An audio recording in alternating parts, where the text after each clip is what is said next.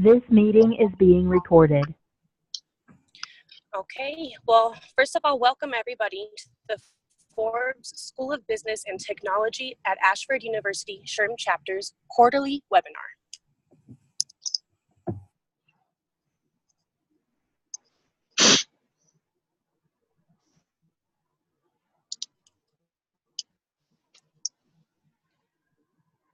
Slide, Dr. Frost.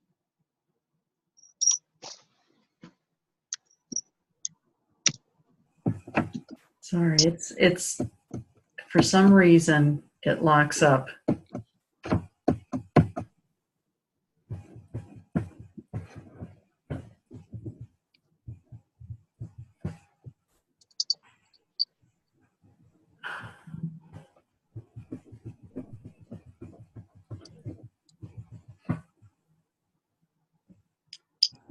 I'm going to stop sharing just a second.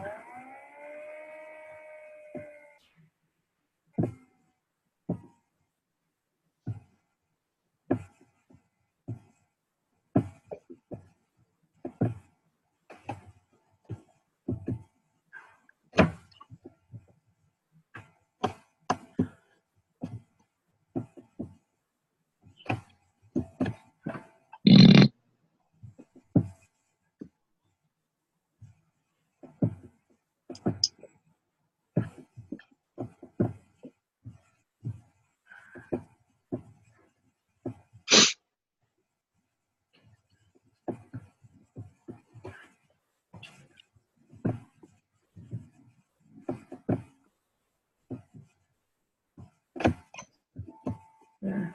Okay. Sorry about that, everyone. Go ahead, Kayla.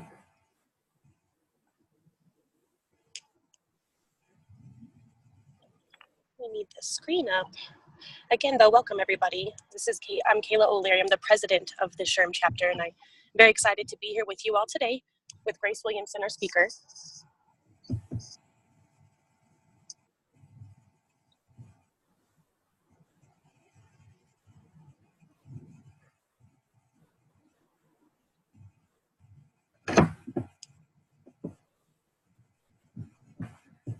Can you see the screen? We can't see the screen. No. Oh. So if I share it, then it stops moving.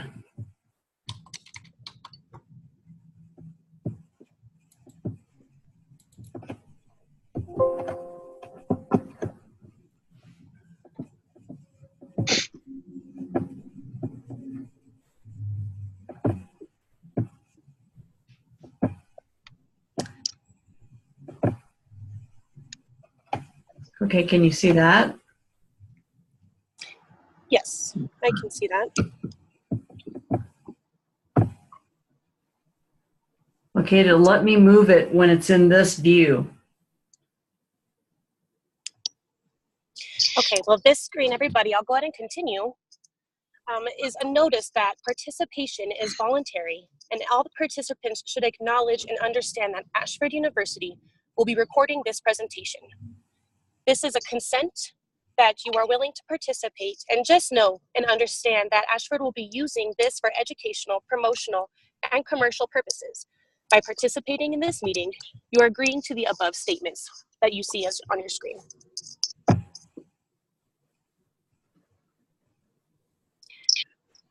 Well, we are going to be holding a webinar, Job Seeker Optimization, by Grace Williamson, the Director of Career Services.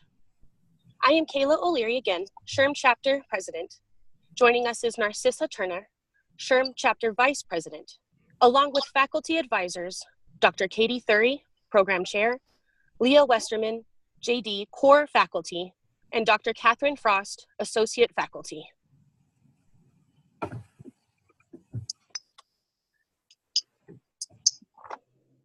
Here's a little bit about Grace Williamson. She serves as the Director of Career Services and Alumni Relations at Ashford University. Grace joined Ashford University from Coil Test, where she was the U.S. Head of People and Talent. She also has an extensive background in the education sector, having served as the Associate Director of Recruitment and Employer Relations at Princeton University, where she developed and executed an on-campus recruitment strategy and employer relations program, co-authored the Princeton Career Services Annual Report and summarized post-graduation placement, and advised Fortune 500 C-suite level leaders on their talent acquisition, strategies, and culture development. Additionally, she has held leadership positions at American Public University Services and the United States Military Academy, overseeing the support needs of thousands of students, alumni, and their respective groups. Grace's educational background includes an MS in organizational leadership and administration from Concordia University, as well as a BA in speech communication with a minor in English from Baylor University. Hi, everyone. This is Grace Williamson. As mentioned earlier, I'm the Director of Career Services and Alumni Relations at Ashford University. I'm so glad that you were able to join us for this presentation today. Before we move forward, I just want to let you know that I joined Ashford University in September of 2018 after having served many large military constituencies as well as non-traditional students who were studying in the evenings through other universities. And I'm excited to join you all today to provide you with this presentation on job seeker optimization. Before we begin, I'd like to share our Career Services mission with you. Career Services empowers students and alumni with the employment readiness skills needed to achieve their individualized career goals through innovative programs and services. Part of empowering students is participating in presentations like this one to share valuable information and resources with you all. Next slide, please. Along these lines, if you need our assistance with self-assessment, career exploration and planning, perhaps you need help preparing your resume and cover letter, or networking and job search assistance, you can always reach us by visiting My Career or by contacting us at careerservices@ashford.edu. Next slide, please. I want to go over the learning objectives of today's presentation. Today, I'll be providing you with information on how ATS systems work, and ATS, I should say, stands for Applicant Tracking Systems. I want to also share keyword optimization tactics with you and how to apply these tactics to your resume and LinkedIn profile. These same tactics can also be applied to preparing for interviews, and I will go into all of that a little more later. Next slide. I'd like to ask you all one of my favorite HR trivia questions. And for this one, if you happen to know the answer, please write it in the chat. Does anyone know who wrote the first resume? And if you don't know who wrote the first resume, would you like to take a guess as to the year that the first resume was written? To the person or the first two people who respond to this question, which we can review at the end of this session, I have a little swag gift for you. So anyway, next slide. I love HR and I love studying history. And one of the things that I thought would be interesting to share with all of you, if you didn't already know, was the history of the resume. So the first resume was written in 1482 by Leonardo da Vinci. It was a handwritten letter on parchment paper. And this letter was to the Regent of Milan. And what the intent and purpose was to explain Leonardo da Vinci's skills with a listing of all the things that he could do for Milan. And the example, which I provided a link to at the bottom of the slide, in case you have an interest in seeing what the actual first resume looked like, Da Vinci tailored his resume to the needs of his prospective employer, much the way we should in modern times be tailoring our resumes or optimizing them for job postings today. So if you get an opportunity following this presentation, I really encourage you to read that LinkedIn article because it provides some really interesting factoids. But from 1482, we jump all the way to the 1930s and 50s, where resumes really began to gain popularity and became a prerequisite for actually receiving an interview. And then progressing from there, we have the introduction of the resume template, which was gifted to us by Microsoft Word in the year 1980.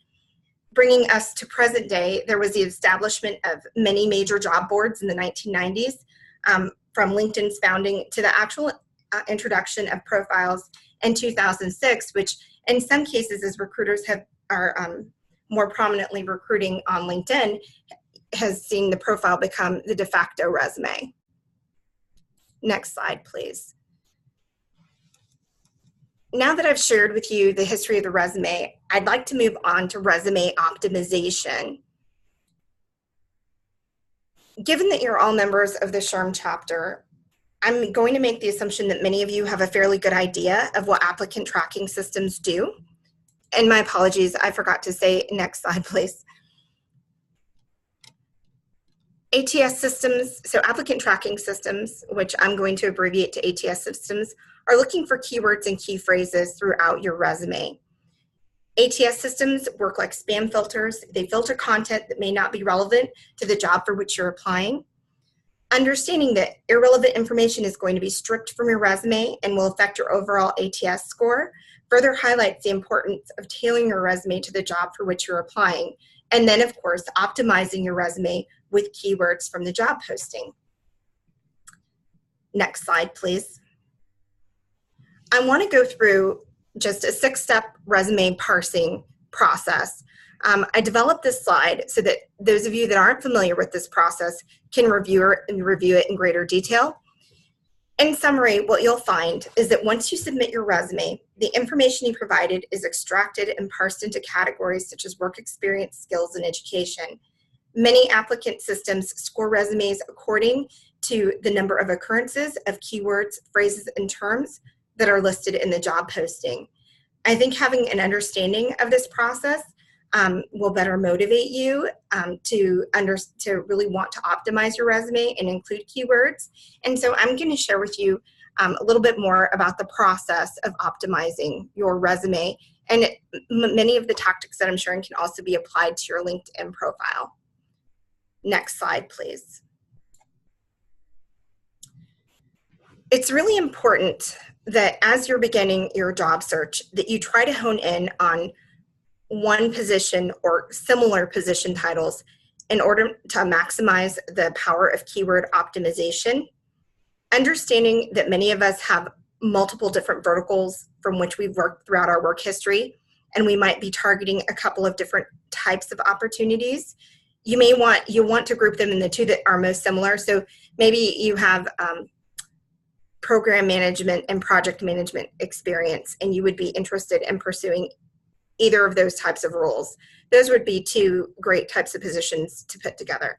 However, if you have program management experience in a field that's unrelated to your current HR experience, but you're still interested in pursuing both career paths, it would be more difficult if you were to try and optimize your resume to be focused on two totally different targeted job titles. So honing in on one similar job title will definitely maximize the power of keyword optimization. In this presentation, I'm going to take you through a couple of resources that will help you identify keywords. Once the keywords have been identified, replacing synonyms with primary and secondary keywords in your resume is going to increase your overall ATS scoring and improve the number of recruiter searches that you're going to appear in on LinkedIn as well as other job boards. It's also important to remember to spell out any acronyms on your resume. So for example, you'll want to replace PHR with professional and human resources and then have a parenthetical reference of PHR following that. That way, if the recruiter is looking for PHR, they're going to find you. If they're looking for professional and human resources, they're going to find you. However, if they were only looking for professional and human resources as their keyword and they were not looking for PHR, you may not come up in their search. So, this further adds additional emphasis to why it's important to follow some of these keyword optimization tips. Next slide, please. So the bottom line to this process is that optimizing your resume is going to take time, but in the end, you're going to find that it's time well spent. You'll want to utilize the job description to gain an understanding of the qualifications that the employer is seeking. Then you're going to want to use the same language in your resume to further quantify and describe how and to what degree you've achieved each requirement. In a generic resume, if you were submitting one that entails all of your experience, so if we were to utilize the example I gave before, program management in a different industry that's outside of HR in your current HR position, it's up to the recruiter to look at your resume and to assess whether or not you're a fit. Were you to submit an optimized resume and cover letter, you would be telling the employer why you were a perfect fit for the job and highlighting all of your experience to make it very easy for them to determine that you're a match. Again, to outline, what you'll want to do as you're moving forward is I'm going to take you through a couple of more slides where we talk about the PAR or STAR methods. So the STAR method you are likely already familiar with. It's situation, task, action, and result. The next method would be PAR, which is an abbreviated method where it's just problem, action, and result. And the way in which you tell the story and you quantify what it is that you've done at your previous employers will add credibility and value to the employer as they're considering you for a role. Next slide, please. So I've already mentioned a lot of reasons why optimizing your resume is important. I think one of the most important reasons is that applicant tracking systems are used by 98% of Fortune 500 companies. They're looking for specific skill sets and experience to qualify candidates to move forward in the interview process. And then, another thing to remember is that applicant tracking systems, the most popular of which is Taleo, are going to develop a score overall for how well matched you are to the position, going back again to these keywords. So I know that many of you are probably wondering when we're actually going to get to talking about how we identify these keywords, but I have a couple more slides to get through to just ensure that you're prepared to write the resume or the content for your resume. So if you could advance to the next slide, please, I would greatly appreciate it. So I wanted, for those of you that may not be familiar, to provide you with a couple of examples of both the STAR method and the PAR method. And to assist you with drafting your resume content, I have a slide here that takes you through the process. Following the STAR method format as you're writing your resume or LinkedIn profile will enable you to develop clear, concrete, concise examples of your achievements and your work experience. You should include information that addresses each of those 4 items: the situation, the task, the action, and the result. Done properly, this can present a more complete description of your expertise and also demonstrate your potential value to prospective employers. You'll see that in this slide, I've also provided you with the final statement for your resume at the conclusion of the process. So you'll see we provided a sample situation, task, action, and result, and then what the final statement for your resume would be after you'd gone through this process. Next slide, please. So I wanted to provide another example of the PAR technique. The reason why I wanted to include this is that you'll note the example is from a book written by Laszlo Block. He was a former SVP people operations at Google. So PAR statements, or problem, action, and result statements, are also referred to as accomplishment statements. They describe a problem you faced, the action you took to overcome the problem, and the result of your action. PAR statements are going to reflect your skills and abilities and, again, validate your experience. You'll find that using these types of statements in your resume will also give prospective employer an idea of the kind of contribution that you've made in the past and will most likely make in the future. You can further strengthen these statements by quantifying them so that you can emphasize at what level and what impact you had overall and the value of your contributions.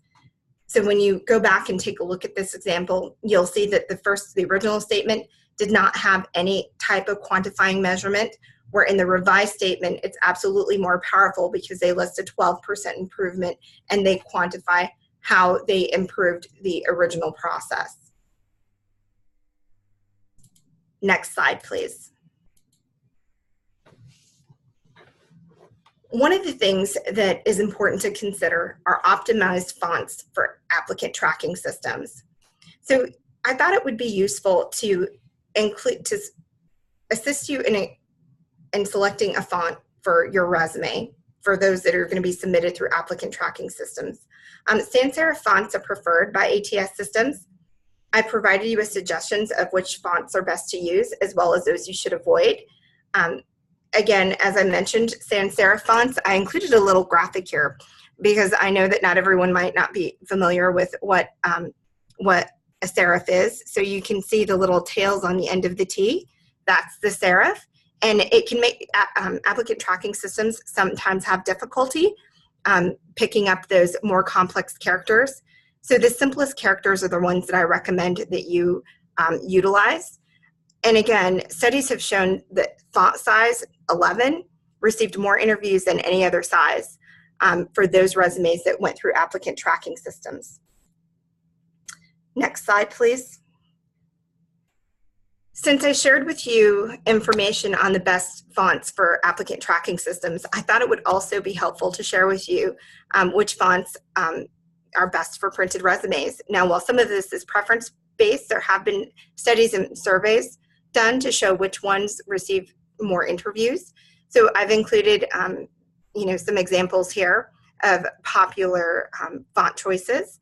And again, you'll find that the serif fonts, are more utilized in finance, law, or science, or companies with a more formal structure, where in technology, you're more likely to find the sans serif font. And I thought it would also be interesting to mention that the typeface that I'm utilizing throughout this presentation is Roboto. And this was a typeface that was developed by Google for ease of readability and mobile use.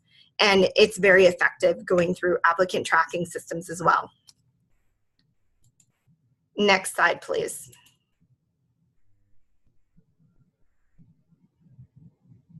And I apologize because I'm on slide 21.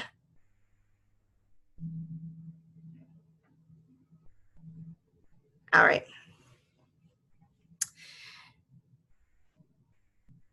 So in order to help you identify keywords, I recommend using a cloud generator such as TagCrowd or word clouds. So the addresses for these would be all one word, tagcrowd.com or wordclouds.com. Both systems allow you to paste text, web pages, a web page URL, or upload a file to identify keywords. They'll also allow you to submit more than one document if needed. The larger and bolder the word that appears in the word cloud, the more often it appears. If you could advance to the next slide, that will provide everyone with an illustration of what this looks like.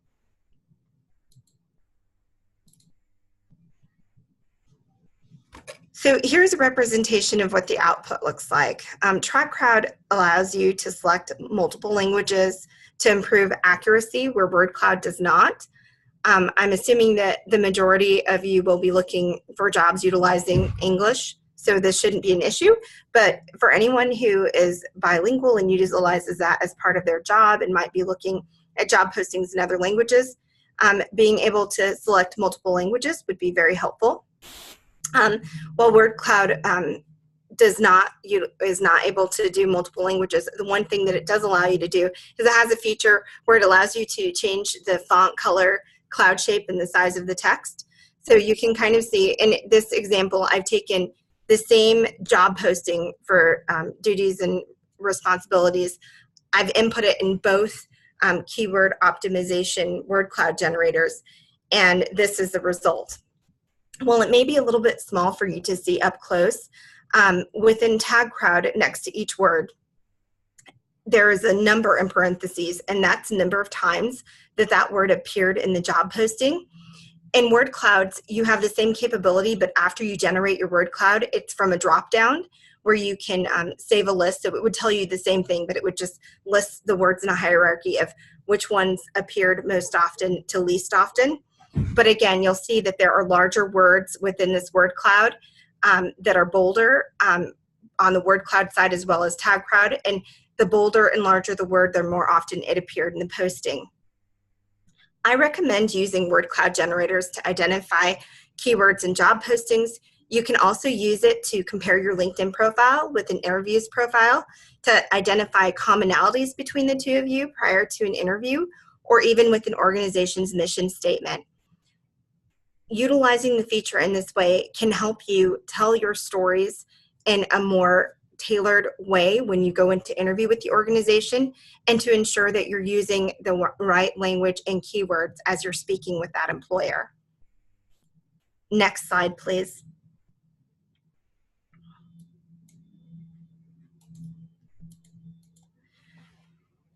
Finally, here are some additional resume optimization tips. While I'm not going to go through every single one and read to you, I do want to remind you of a few items. So first of all, I encourage you not to submit a generic resume. A generic resume is all about you, where a tailored resume is about how you can add value to the employer based on your past work experience. Absolutely use bullet points instead of paragraphs when you're applying for a position in private industry. When you're applying for federal resumes, it's a little bit of a different process. You can still utilize the keywords, but paragraph format is preferred. Utilizing bullets in a traditional resume will make it easier for the recruiter to identify your matching qualifications. You want to make sure that you quantify and explain your accomplishments and skills, as this is going to add credibility to your effectiveness and previous roles. Next slide, please. This slide is also covering many of the same things that we discussed in the previous slide. It's just a reminder to make sure that as you're reviewing the job description and your resume, that you ask yourself, like, does your resume clearly state that you're qualified to perform the duties and responsibilities of the role? Ensure that you're matching skills to keywords. Make sure that you're highlighting the skills in the job description. So this is really important. You should utilize the same language and skills found in the job description and quantify it to your own experience, so it makes it easier for the recruiter to see you as a match for the opportunity and to understand at what level and how well you accomplish the achievements that you've listed in your resume. And finally, ensure that you spell check and review. Again, ask yourself, does your resume prove that you're a great fit for the job? And also ask for other peers and perhaps former managers to consider reviewing your resume as well. In addition, don't forget, you can always reach out to us at Career Services, and we'll be glad to provide you with a complimentary review at any time. Next slide, please.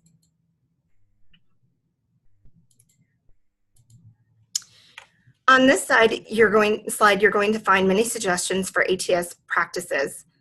I want to take a moment to point out 3 common mistakes that lead to parsing problems within ATS systems. The first is the file type that you upload. Word documents are by far the easiest for ATS to parse, as well as text. The worst would be PDFs, RTFs, so rich text files, and JPEGs, because it'll read it as a picture and it may just pitch your resume out of the system entirely if it's unable to read it. Secondly, you want to make sure that the dates of your employment are listed to the right of your employer and not to the left, as this can affect parsing and place information in wrong categories. And this is both for scoring and for migrating data into job applications. I'm certain that all of us have tried to apply for jobs before. You upload your resume, and in some cases, depending on the applicant tracking system, it parses the data and pre-fills out sections of your application. And sometimes you'll think, why is my information not landing in the right category? Sometimes it can be because you have information in the header or footer. Other times it may also be because of the way that you have your dates listed, where it may think it's contact information. So, definitely utilizing these tips will ensure that the information is put in the appropriate categories.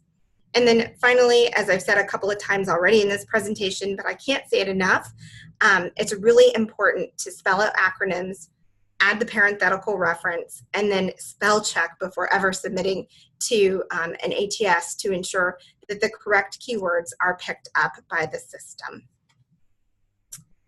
Next slide, please. So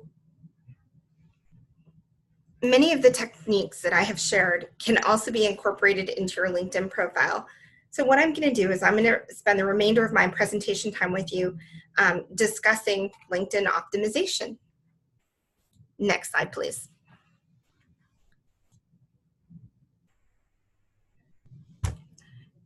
So this slide illustrates why optimization matters. So it's important to note that 87% of recruiters are utilizing LinkedIn to find candidates for jobs, while another 94% of recruiters are using LinkedIn to vet candidates for jobs.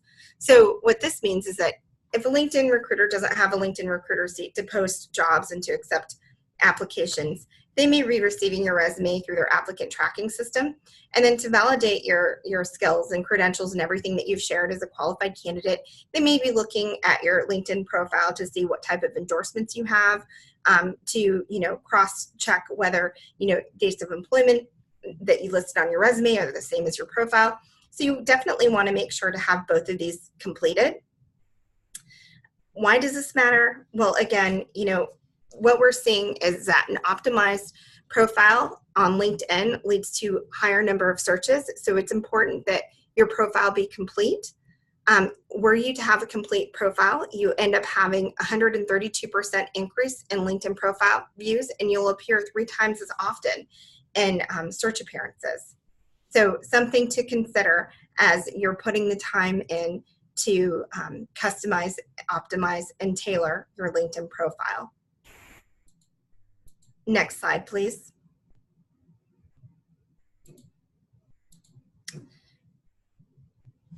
LinkedIn, when we're looking at all the different things that we have to complete on LinkedIn and all the variety of components, I know that all of us on this call likely have LinkedIn profiles, and I wanted to take an opportunity to outline some tips for completing and optimizing this profile. Now, on the slide, you'll see that I provided an example of a profile headline for a talent acquisition professional. I've also included a link to an article at the bottom of the slide that provides some great examples for those of us in the HR profession, which have headlines that may be useful to some of you that you can adapt and edit on your own to fit your needs. Most importantly, while having a headline is very important, and again, you're limited to 120 characters, there you want to ensure that you're optimizing with keywords and a description of that are descriptive of your skill set. In addition, you want to include your first and last name. If you have a common name like our candidate here, Jane Doe, I added her middle initial to hopefully make it easier for people to find her. You may want to consider the same. In addition, when you're looking at the industry that you'd like to work in, that's something else that you can add to your headline. That way you increase visibility with recruiters and other professionals that you may be trying to connect with if you're not looking for a job and just looking to grow your network. But one of the key things that I think a lot of people don't take advantage of is to customize your LinkedIn URL and share this information on your business cards and across social media accounts. So I've provided an example of what a LinkedIn issued profile URL looks like, and the vanity URL that Jane could select to increase visibility of her profile. So you can see I put a green check mark next to one and a red check mark next to or a red X next to the other. So if you haven't already gone and gotten your vanity URL at LinkedIn, I would definitely take advantage of that opportunity and do that. Next slide, please.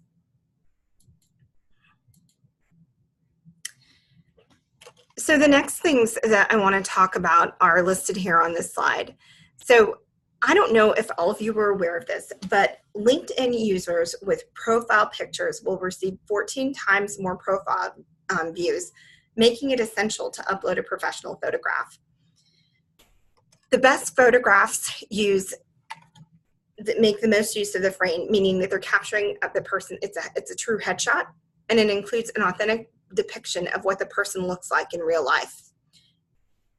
You don't want to include any other people or animals in the photo. This is, a professional photo of you, showcasing you and highlighting you to your community of professionals within your industry, former colleagues, potential employers.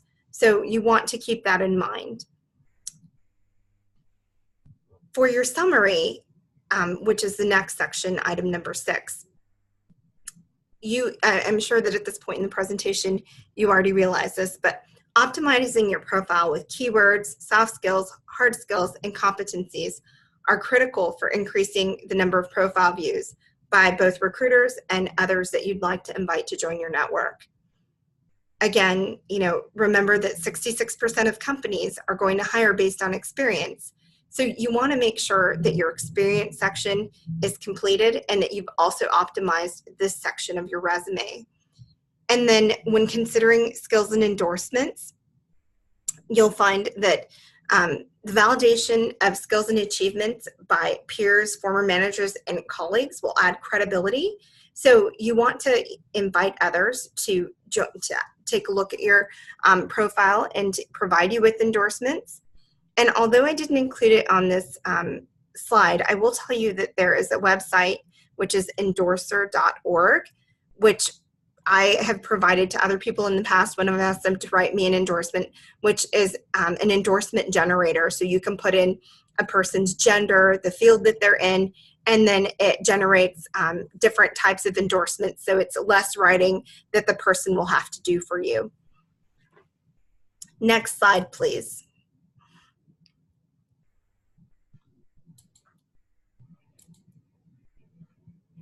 So finally, we come to the education and degree section. So keep in mind that you only have 100 characters to be able to list out your education and degree. So, while there is a summary section for this, an education description, that's primarily used for a lot of entry-level candidates. I've also seen it used more for those that are pursuing careers in academia, where they may want to list publications and articles and research that they've conducted. But, that's something that you want to make sure to take advantage of if that's something, in your career path. And then, connections and groups. I encourage everyone to strive to make at least 500 connections, because that'll give you an all-star or that'll increase your all-star profile rating. You want to be strategic. You want to connect with people you've worked with previously, peers within the industry and that are colleagues that you may not work with, as well as industry contacts and any clients that you may have worked with, both present and past. I really encourage you to join groups. Joining groups is one of the best ways to conduct research, to get answers to questions, recommendations for vendors or things you may be doing in your current role, to gain a better understanding of best practices. But again, it's a very effective way to grow your network. Another thing to note is that group members can contact one another without having to pay for InMail.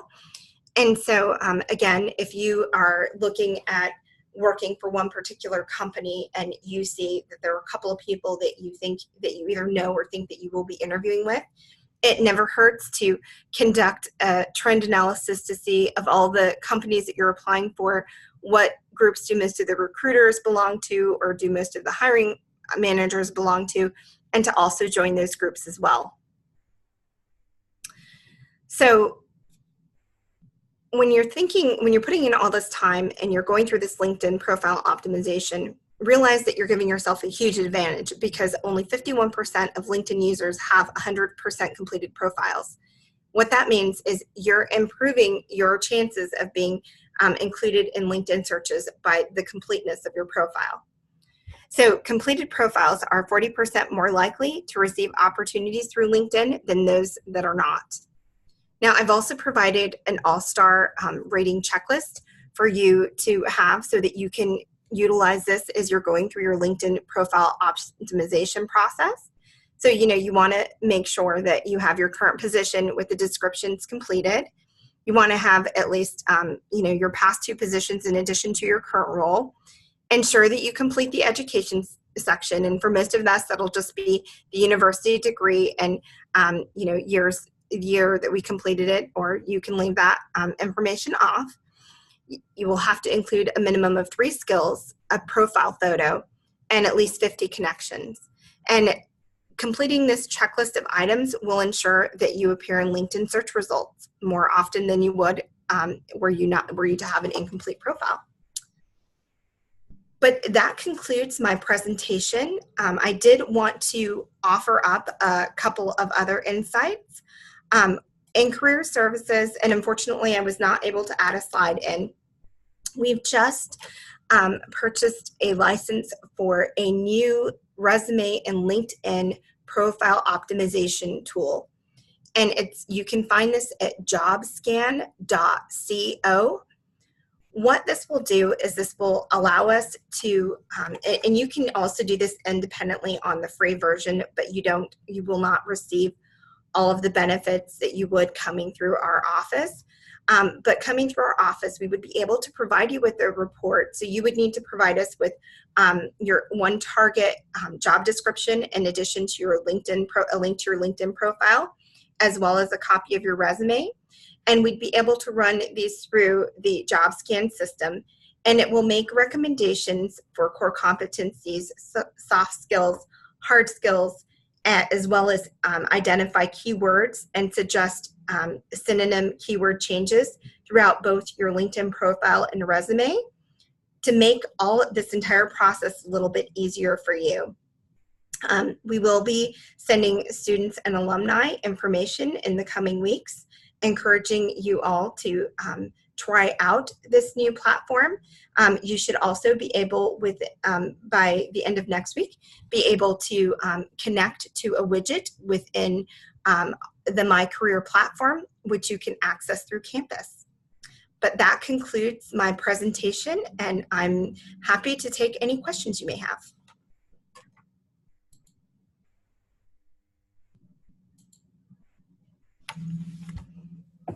I think we do have some questions here in the thread. Let me back up a little bit here. We had a question from Kayla. Are there certain words or phrases that we should avoid or that are overused? That is a really good question. I think it's important. So in your resume, I think utilizing verbs, sometimes we can overuse things, the word developed or produced, or there are so many words. If you find that there's no one specific word, but if you find that in your resume you're using one word a lot, even within our career resource library, we have suggestions for alternate synonyms and verbs that you can use that say essentially the same thing. So I'd encourage you to take a look at that. You can also search, on Google and look at verbs for resumes, and they will provide you with, there are many different sources, even on LinkedIn, that will provide you with lists of words to better describe the action it is that you're taking or what you're doing. So I hope that that answers your question, Kayla.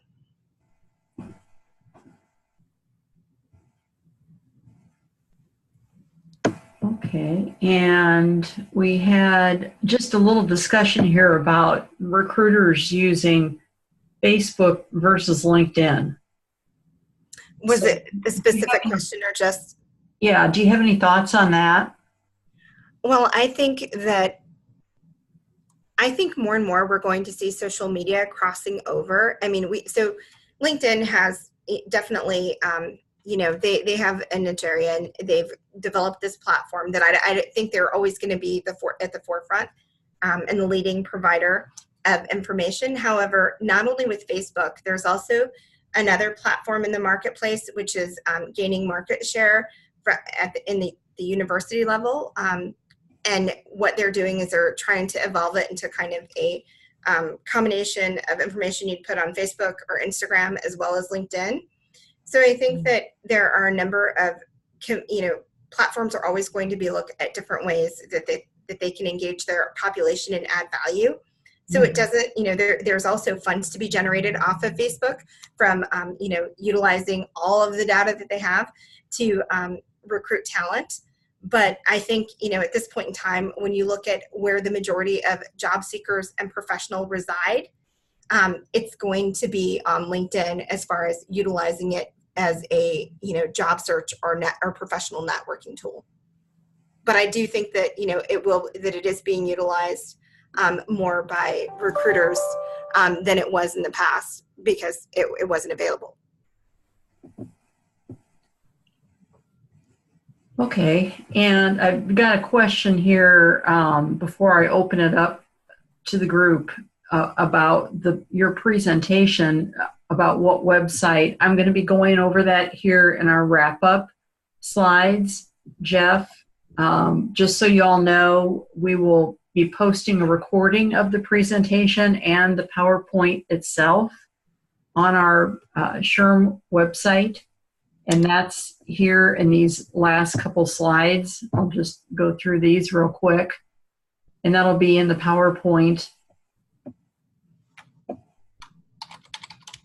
So these are screenshots from our website. And then the site is right here where you can click on that.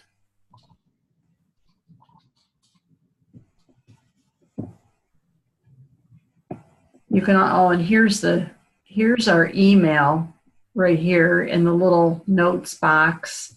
And you can go to, on our website, you can go to our Contact Us page and request further information. Okay. Okay. So may I say one more thing, Catherine? Sure, absolutely. I was going to go ahead and unmute everyone and see if we had any general questions for you, unless you'd rather I... No, I absolutely would like that. I saw that John Hawk had sent a message to the group and to all military members on that are at the presentation today. Again, with the passing of Memorial Day, I definitely want to thank them for their service. I saw that I believe John Hawk was in uniform, and my husband was a cavalry officer for 21 years. So, what shift do you want to do Friday? Do you want to open or do you want to do mid shift on Friday? But you're welcome to open it up for questions. I've unmuted everyone, but I might have to mute everyone back again. Oh, Kayla, Prior Navy, yes. Yes, ma'am. Prior Navy. Woo woo. Yeah. So I come from an Army Navy family. My family in San Diego here is mostly Navy. So I welcome, I'm on both sides of the field in Army Navy. I love San Diego. It's a beautiful area. Yeah. So I'm happy to answer questions if anyone has questions. I've unmuted all of you. Does anyone have any questions for Grace before we wrap up for the day? Only when I share screen. This little thing you give me a hard time. Man, there's even more in his than we thought. How are we supposed to proceed from here? Okay, I was going to add that our next webinar will be June 17th, and I'll be posting information on that here by tomorrow on our LinkedIn page. Claiming he will rip up our enhanced defense cooperation agreement. Thank you, Jeff. Sure. All right. Well, if there are no more questions, I think we can sign off, Grace. All right. Thank you so much, Grace. All right. Take care. Bye-bye. You too. Thank you, everyone. Thank you. Do you want him to do it? Prefer to open?